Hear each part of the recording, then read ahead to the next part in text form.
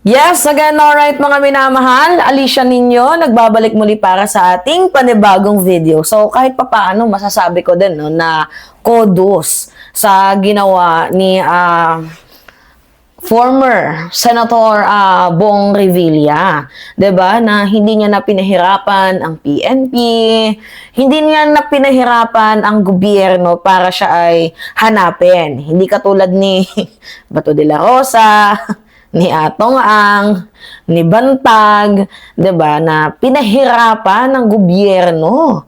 Nasaan na kaya napunta itong mga nuknukan ng 'di ba? Itong mga nuknukang taong 'to.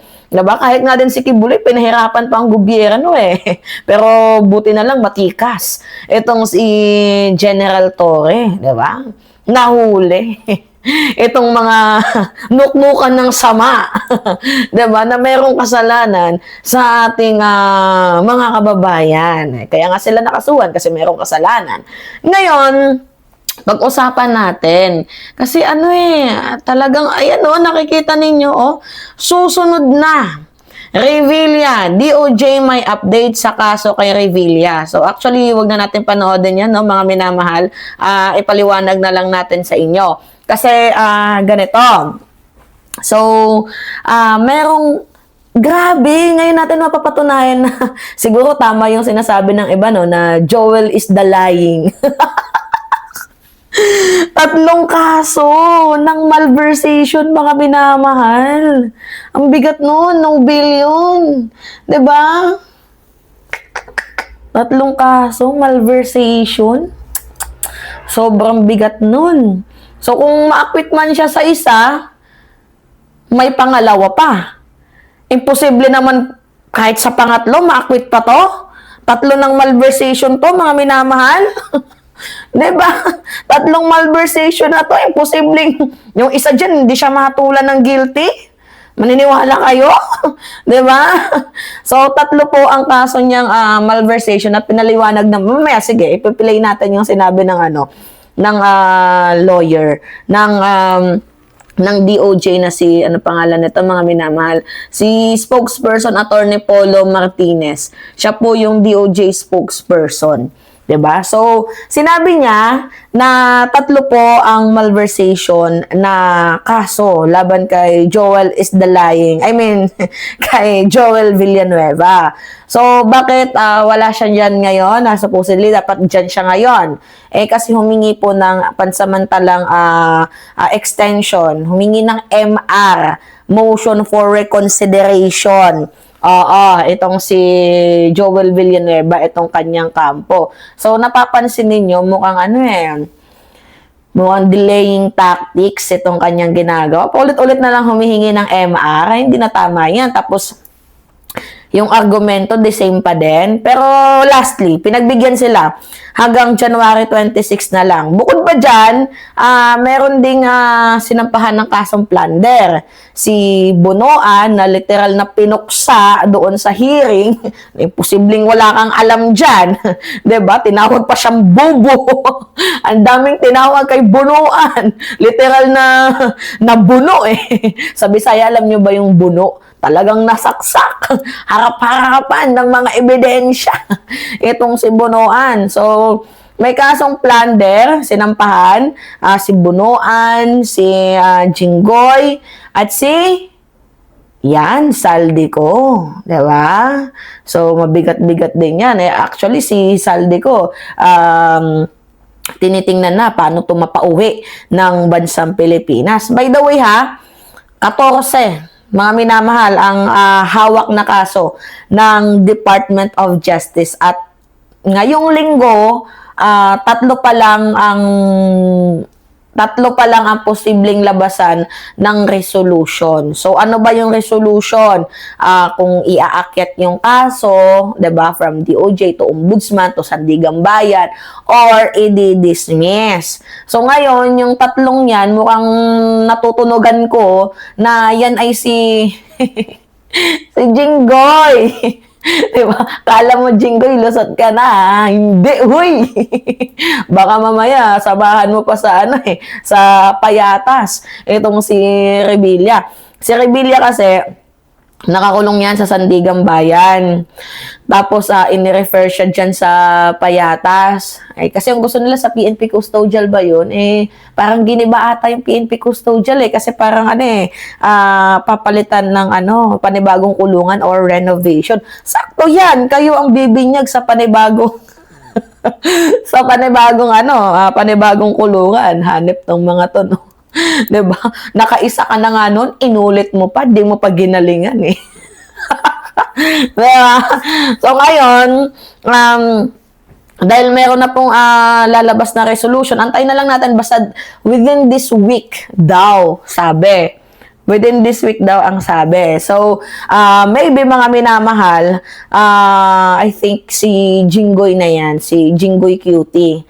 So, tingnan lang natin. Iba-iba kasi sila ng tawag dito mga minamahal, iba-iba kasi sila ng timeline. Baka mamaya may magsabi dyan, Mimba, ba't naaresto na si Revilla? Bakit si Villanueva hindi? Ba't si Jinggoy hindi? Diba? Eh, pare-paras lang naman sila ng mga isinampang kaso laban sa mga yan. Eh, syempre, due process. Eh, iba-iba naman yung timeline, diba, ng mga kaso. Iba-iba din yung stage ng kanilang mga ebidensya. At iba-iba din yung resolution of date. Yes, aminado tayo na medyo usad pagong itong batas, pero hindi naman bulag. 'Di ba? So, kapag ang ombudsman ay naglabas na po ng finding, warrant to be follow na yan. 'Di ba? Or maybe suspension or diretsong arraignment. So ngayon, bakit nga ba sinabing malakas? 'Di ba? Itong mga ebidensya laban sa mga taong 'to, especially kay Joel Isdalaying, kay Joel Villanueva. Eh maraming kaso eh. 3. Mga minamahal, hindi lang isa. 3. Malversation, no bail yan. Tapos bukod pa dun, may pattern sa proyekto. May connection, literal malala, dito sa flood control anomalies. At may ibang respondent na rin na nauna nang bumagsak, katulad ni Revilla. Diba? So, may mga dokumentong hawak, diba, ang estado na literal na pupuksa sa mga to. At kapag ang DOJ ay hindi umatras, ibig sabihin, handang tumayo yan bilang korte. By the way, meron din palang mga Villanueva na mga sangkot dyan, Hindi natin alam kung kamag-anak or related yan kay Joel Villanueva, Pero mga district engineer din na kinasuhan ng mga Villanueva din ang pangalan. Diba? So, sinabi din ng DOJ na, nakita natin sa balita, sabi ng spokesperson nila na posibleng mga naririnig ko na kaso is yung plunder, yung anti-graft corruption practices, tapos yung malversation of public funds. So, yung plunder, narinig natin kay Bunuan, kay Zaldico, diba? Tapos kay Jinggoy, kay Estrada. Eh, kapag ang halaga ba naman ng anomalya ay lumagpas ng 50 million, may conspiracy na yan. May misuse of public funds, diba? So, ngayon, sa Anti-Graft and Corruption Practices Act or yung RA 3019, syempre, undue injury sa gobyerno. So, pagbibigay ng mga unwanted benefits or kahit indirect participation, pasok po yan. So, yung malversation of public funds naman, mga minamahal, kapag ang pondo ng bayan ay nailihis, di ba? So, hindi naman kailangan na ikaw humawak ng pera doon. Pero kung ikaw ay mayroong sapat na control or influence para mag-benefits, ay matik na. Diba? So, anyway, mga minamahal, meron naman kasing mga step yan, mga proseso. Syempre, uunahin dyan is yung preliminary investigation. Diba sabi, nung December, merong makukulong. Bakit ngayon wala pa din? Ganito naman kasi yan. Una, counter affidavit. Syempre, may magsampa na reklamo, may nagreklamo, syempre may ebidensya yan. Kaya sila magsasampa din ng counter nila para ipaliwanag yung kanilang sarili, 'di ba? Yung complaint affidavit, 'di ba? Sila yung magsasampa tapos magka-counter sila kasi karapatan naman ng respondents, mga minamahal, na sumagot, 'di ba? diyan pumapasok yung depensa nila. Kagaya ng sa kaso ko, 'di ba? Sa kaso ko sa nambugbog sa akin, sa ex ko, 'di ba? Ano 'yon? Nag-file ako ng kaso. 'Di ba? Sinamahan ako ng lawyer ko. Thank you sa iyo, attorney. Oo, love you. Nag-usap pa lang kami kahapon, 'di ba? Ni Attorney Roel. So, nung nag-usap kami kahapon, syempre, actually may resolution na siya ngayon, mga minamahal. Kasi ang nangyari, 'di ba, nag-file ako sa fiscal. So ngayon, nung nag-file ako ng fiscal, hiniring kami. Ang problema, hindi siya umattend sa hearing. Hindi lang once, twice. So ngayon, for resolution na. Dahil hindi siya nagpaliwanag ng side niya, mas pinadali niya yung kaso. Eh di, parang natakot ata siya, mga minamahal. Kasi syempre, 'di ba, ang dami kong ebidensya against sa kanya. So ang akala niya, basta-basta lang. So ang nangyari, 'di ba, if-filed ko sa kanya, hindi siya humarap, hindi siya nagpaliwanag, hindi siya nagbigay ng kontra sa laysay, eh di mas napadali yung kaso. Eh di yung nagkaroon from November, this January lang nagkaroon na ng resolution, mga minamahal, ang fiscal na siya ay guilty sa ganitong violation. Hindi naman totally guilty, pero meron siyang kasalanan. So, waiting na lang ako sa raffle kung kaninong judge babagsak. And then, yun, magsisilbi na po ng warrant of arrest. Sana wag niya akong pahirapan. Mag-bail na lang siya na almost 114,000 ata yun. Kasi 72K sa VAUSI, tapos sa anti-voyeurism, 42,000. So, tingnan na lang natin, mga minamahal. 'Di ba? And then after that, pag nawarrant na siya, syempre huhulihin yan, magbibail siya, tapos harap na kami sa korte. 'Di ba? So, ganun po, idadaan po yan sa due process. Syempre, complainant, counter affidavit, tapos resolution. So, dito titingnan kung mayroong probable cause. Hindi naman siya certainty of conviction. Pero, yan po ay sapat na ebidensya na para umusad ang kaso. 'Di ba? So, ngayon, dahil nga itong si Senator Joel Villanueva, isang senador, ang ombudsman naman ay may jurisdiction na hindi naman sila, regular court. Kaya, ang ginawa ng DOJ, tinitibay lang nila ang ebidensya, inaayos yung legal theory, and tinitiyak na handa, 'di ba, ang kaso. So kapag sinabi ng DOJ na may update na sa kaso laban dito kay Geto ganyan, ibig sabihin hindi ito dismiss, hindi ito mahina, hindi ito haka-haka. Meron talaga. So ngayon, ang ginagawa nila is delaying tactic, motion for reconsideration, ganyan yung ginagawa nila. Yes, legal remedy naman yung MR. Pero kung wala ka namang sapat na ebidensya na maidadagdag, ay nagiging delaying tactics na yan. Anyway, mga minamahal, sabi ko nga sa inyo, 14 po ang hawak na kaso ng Department of Justice. And ngayong linggo, may 3 na pong lalabas na resolution. Sabi ko nga, I think baka kay Jinggoy na yan. So, the decisionan na iakyat or i-dismiss. Kasi from DOJ to Ombudsman to Sandigan Bayan. Ngayon kasi may 2 kaso nang na-file, 'di ba? Kay Revilla sa kasong graft at malversation. Bukod pa diyan sa graft and malversation, mga minamahal, may plunder pa din pala itong si Revilla. Ito namang si Joel Villanueva hanggang 2016 lang natin. So, yung sinampang kaso kay Revilla, mga minamahal, graft at malversation. So, hindi pa siya makakatakas dyan dahil meron pa siyang plunder. 'Di ba? Kailangan niyang resolbahin yan. So, medyo madugo, 'di ba? Ang due process, ang hirap talaga ng due process na yan kasi kitang-kita na merong pagnanakaw, pero sige, mga minamahal, 'di ba? Wala tayong magagawa. Pero at least meron na pong nasasampulan. 'Di ba? Panood ko pa ba to sa inyo? Mukhang hindi na kasi yun lang naman yung paliwanag, yung update doon. Medyo numbering lang talaga, madaming number kasi sa DOJ mayroong 14 na kaso. Tapos ngayon, mayroong lalabas na 3 resolution. So, meron pang 11 na baka next week, 'di ba, for resolution pa din. So, tingnan lang natin kung sino-sino 'yon, 'di ba? So, let's see, mga minamahal. Anyway, bukod pa diyan, meron ding plunder na isinampa kay Sara Duterte.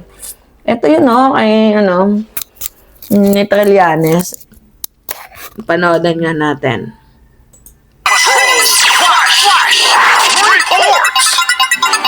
Wala kay Nico Bagsik. Nico! Magandang umaga sa iyo, Danny. Dumating na nga dito sa Office of the Ombudsman si former Senator Antonio Trillanes III para maghain ng reklamong plunder, bagong reklamong plunder at graft na mga reklamo laban kay Vice President Sara Duterte. Kaugnay ito ng mga di umano'y anomalya noong siya ay DepEd Secretary. Ang tabayanan pa ang ilang detalye sa balitang ito maya-maya lamang dito sa Teleradyo at DZMM Radyo Patrol sa East 30. Yan ang balitang kumpirmado. Sigurado ito ang Radyo Patrol. Nico Bagsik, DZMM. Maraming salamat! DZMM! Bigat Radyo na. Patrol! Flash Report! Maraming salamat, Nico Bagsik, at sa lahat ng ating mga Radyo Patrol. Sige nga, panoodin natin to. Nakatakdang ihain ngayong araw ang reklamong plunder laban kay Vice President Sara Duterte. Sinabi ni dating Senador Antonio Trillanes na dapat mapanagot ang Vice Presidente sa hindi maipaliwanag na confidential funds at questionableng pagbili ng laptop noong nakaupo pang Education Secretary. Naku, bigat nito. Magpa-file kami ng mga graft and plunder cases against Sara Duterte. Makikita nila na yung iba't ibang pagdanakaw na ginawa ni Sara bilang mayor, bilang DepEd Secretary, at bilang Vice President. Naku. At ito, hindi ito gawa-gawa. Dokumentado ito. Wala pang pahayag si VP Sara sa planong pagsasampa ng reklamong plunder. Tinawag naman ang Vice Presidente bilang fundraising effort ng ilang kongresista ang posibleng panibagong impeachment complaint sa naihahain laban sa kanya. Pero Galit nga dyan si Pulong eh. 'Di ba? Dito sa panibagong impeachment complaint, mga minamahal. Kasi itong si Attorney De Jesus daw po ay dating lawyer ni F. Eliza Araneta Marcos nung nagsampa ng kaso laban nga po dito kay Attorney Glenn Chong nung kinasuhan nila ng nung disbarment dahil nga po sa vilifying 'di ba, na ginagawa kay First Lady, yung minumura, ganyan-ganyan. So, anyway, sinunod naman yung impeachment na ikinaso, 'di ba? Magagalit sila eh. Yun naman yung gusto nila eh, culpable violation. Tapos sumama pa diyan si Amy Marcos na piling relevant din eh. Alright, mga minamahal yun pa. Anyway, it's me again, Alicia ninyo. Nagbabalik muli para sa ating panibagong video. Maraming salamat at ingat, mga kababayan.